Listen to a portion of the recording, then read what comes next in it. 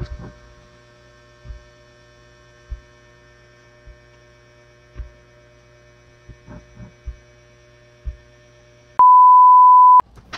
guys! For today's last video, magluluto kami ng adobo sa gata.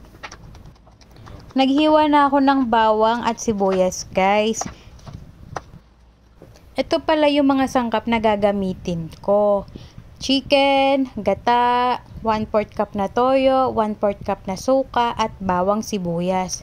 Konti lang yung ingredients nito guys, kaya madali lang tong gawin. Tara, simulan na natin magluto. Una, binuksan ko muna yung kalan, tapos nagpainit ako ng mantika. Mag-isa na tayo ng bawang guys. Pag nag-brown na siya, isunod naman natin ang sibuyas.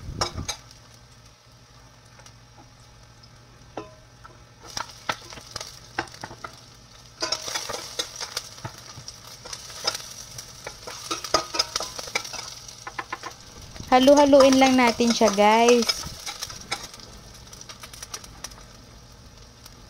Isunod na natin yung mga manok guys. Isang kutsa lang din natin ito.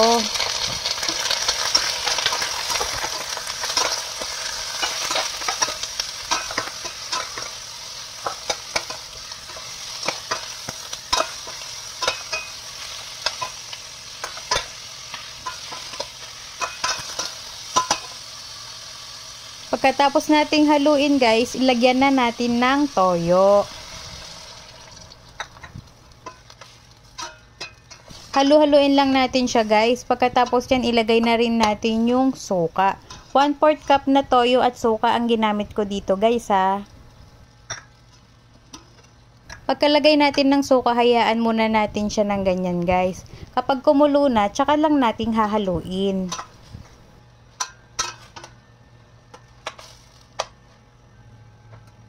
Lutuin muna natin siya ng ilang minuto.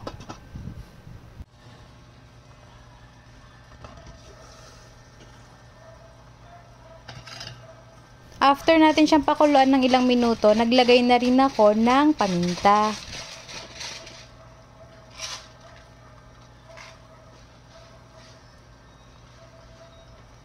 Tapos ilalagay ko na rin yung kakang gata. Yung gata na ginamit namin dito guys, yung nabibili lang sa grocery. Hindi kasi kami nakabili ng nyog, malayo kasi yung palengke dito sa amin. After nyan guys, halu-haluin lang natin siya ng ganyan. Tapos lutuin lang natin siya ng ilang minuto. Kailangan mabawasan yung sabaw niya guys ha, yung parang medyo malapot na siya. Habang pinapakaluan namin to guys, sobrang bango talaga, nakakatakam. After ng ilang minuto, pag-check ko guys, ayan, malapit na siyang maluto. Konting lapot na lang.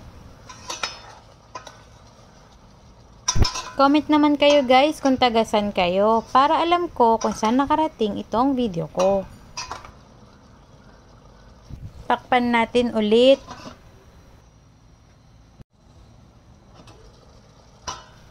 Ayan, okay na to guys. Luto na to. Siguradong mapapa-unli-rice ka na naman sa sobrang sarap. Patayin na natin yung kalan at mag-plating na tayo. Try nyo din to guys. Sobrang sarap. Promise!